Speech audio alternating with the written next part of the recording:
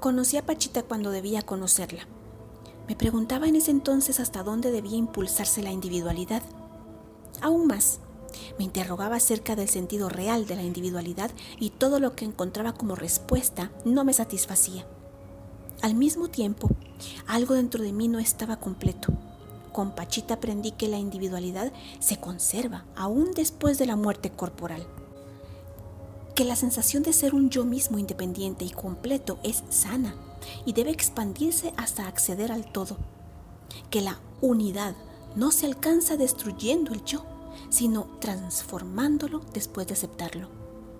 Todo me recordaba a John Cook, quien decía que el ego debe ser amado, conocido y después olvidado. Su regalo más grande fue el entender que se es siempre y que por lo tanto es necesario respetar la vivencia de la existencia y no invalidarla.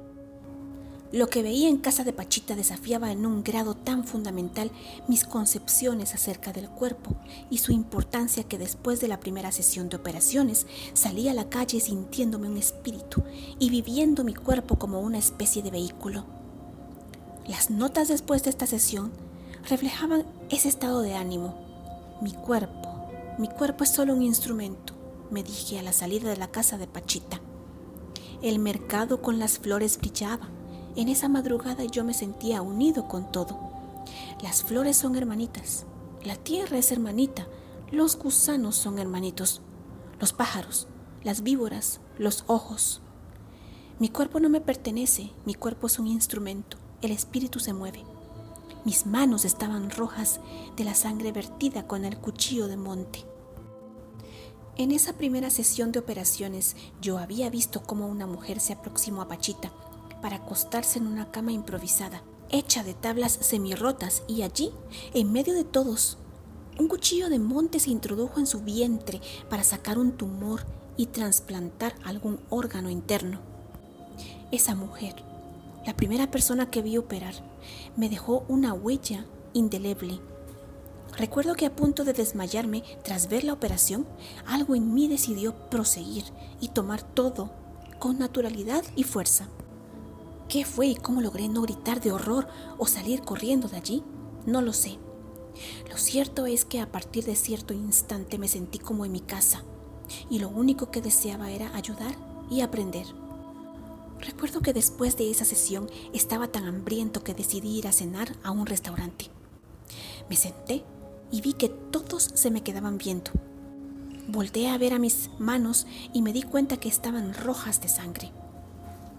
El caso más extraordinario y el que me enseñó que realmente no existen límites fue el de una niña, quien en una operación convencional había sido sobreanestesiada, dejándole su cerebro muerto por la falta de oxígeno. Los padres, desesperados después de ver una docena de neurólogos, dieron con Pachita y le pidieron ayuda. Pachita aceptó y la segunda operación que vi aquella primera noche fue un trasplante de corteza cerebral en la niña sobreanestesiada. Aquello fue demasiado difícil para mí. Durante más de 10 años me he dedicado a investigar algunos aspectos de la fisiología cerebral y aunque me considero bastante revolucionario entre mis colegas, jamás me imaginé ni podría haber aceptado que una parte del cerebro pudiera trasplantarse de un ser humano a otro. Jamás lo hubiera aceptado de no haberlo visto. Pero el caso es que lo vi y eso me trastornó tan profundamente que a partir de ese momento todas mis concepciones psicofisiológicas cambiaron. La niña era un vegetal que no se movía ni hablaba ni controlaba sus esfínteres. En esa operación y en 4 subsecuentes, Pachita cortó el cuero cabelludo con el cuchillo de monte y después abrió el hueso del cráneo usando un pedazo de sierra de plomero. Yo veía eso y parte de mí pensaba que no era cierto y otra que era maravillosamente real. Después, Pachita hizo aparecer una sección de corteza humana, tomó un pedazo en sus manos, le lanzó su aliento y le ordenó que viviera. ¡Vive! ¡Vive!, le gritaba. Después, con la ayuda del cuchillo, introdujo el pedazo de corteza al cráneo de la niña y con una serie de movimientos extraños lo dejó depositado allí. Por fin, la herida se cerró después de que yo fui invitada a colocar mis manos encima de la misma. A eso se le llamaba saturar. La niña fue vendada y devuelta a sus padres. La operación se realizó sin anestesia, sin asepsia, y considerando su magnitud y seriedad, lo que se podía haber esperado como mínima reacción era una meningitis fulminante. En lugar de ello, la niña se presentó a los 15 días para una nueva operación, sin infecciones, sin haberse muerto de shock postoperatorio y con algún síntoma de mejoría. De hecho, después de 4 operaciones similares a la descrita, yo vi a esa niña empezar a tener movimientos voluntarios, balbucear vocablos, quejarse de dolor y molestias y sonreír. Sí, sonreír. Cuando yo vi sonreír a esa niña y alcancé a comprender los motivos de su alegría, entendí que lo más fundamental es lo de mayor alcance espiritual. Lo que cualquiera comprende, lo que se encuentra presente en todos los niveles, lo clásico, lo que se siente como certeza y mismidad. Era el cumpleaños de Cuauhtémoc y el recinto de las operaciones fue vestido de flores y saturado de incienso. Pachita se sentó en el centro del cuarto, respiró profundamente y unos minutos más tarde, el saludo de Cuauhtémoc nos introdujo a un mundo mágico. En un mensaje magnífico, el hermano nos comunicó sus deseos y su amor. En cierto momento empezó a hablar de Dios y de sus designios. La niña en su silla de ruedas estaba en el recinto acompañada de sus padres, y en el instante en el que el hermano llega a la máxima profundidad espiritual, la niña sonrió.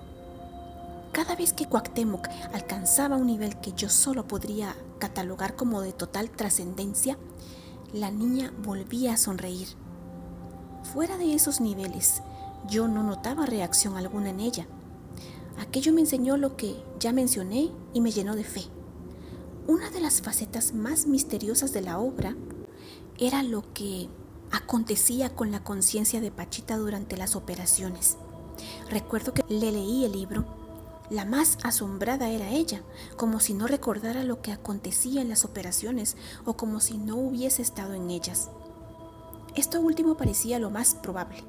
Pachita, la conciencia de Pachita, estaba ausente durante las operaciones. ¿Cómo explicar esto? En realidad no lo sé. Armando y la misma Pachita decían que el espíritu de Pachita se iba de su cuerpo y que el espíritu del hermano lo ocupaba mientras tanto. Creo que esta última era una explicación demasiado simple para lo que verdaderamente acontecía. Quizá Pachita funcionaba en un nivel en el que su conciencia se conectaba con la estructura más fundamental de lo que la física llama látice, y de allí extraía todo su poder. Una muestra de este poder la tuve en Parral. Cuando llegamos a esta ciudad, la sequía de meses la tenía sedienta. Los campos estaban secos y la gente se quejaba del calor y de la falta de agua. Pachita hizo lo mismo.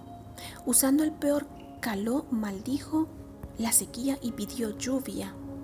A la media hora empezó a caer una llovizna ligera y en la noche comenzó una tormenta que no disminuiría su volumen de precipitación durante varios días. Los ríos de Parral se empezaron a desbordar y en las calles la gente volteaba a ver el cielo y con ademanes de sorpresa y beneplácito agradecían la lluvia. En el estado de Morelos yo había visto a don Lucio controlar una tormenta y me había maravillado de su poder. Lo que hacía Pachita me maravillaba aún más. ¿De dónde venía su fuerza? De pequeña, Pachita había sido abandonada por sus padres y adoptada por un negro africano llamado Charles. Durante 14 años, Charles cuidó de Pachita y le enseñó a ver las estrellas y a curar. Después, Bárbara Guerrero luchó al lado de Villa. Fue cabaretera, vendedora de billetes de lotería, cantaba en camiones de paso. Creo que haber vivido tantas experiencias la conectaron con lo que trascendía de todas ellas. De alguna manera, Pachita había logrado dejar atrás muchas ilusiones y eso la colocaba en un punto de contacto íntimo con la verdadera realidad. La verdadera realidad era lo que hacía. Me parece que lo que he dicho no logra explicar por qué Pachita no era consciente durante las operaciones. A menos de aceptar que lo que nosotros conocíamos de Pachita, la personalidad que nos mostraba cotidianamente era una especie de matriz de relaciones aparentes que desaparecía cuando la verdadera Pachita aparecía. Creo que Armando no estaría de acuerdo con lo anterior. Él era el ayudante más veterano de Pachita y él mismo también se dedicaba a curar. Sin embargo, él sí conservaba su conciencia habitual. Alguna vez me dijo que había hecho un trato con el hermano y que este trato consistía en que a cambio de mantener su conciencia, no recibiría tanta protección como Pachita. Por eso, me confesó, he tenido tantos daños y Pachita me ha tenido que operar tantas veces. Por supuesto que los daños y su significado merecen algún intento de explicación. Pachita y todo el chamanismo mexicano distinguen entre enfermedad buena y enfermedad mala.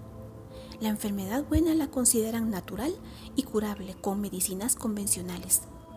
La enfermedad mala, en cambio, son los daños.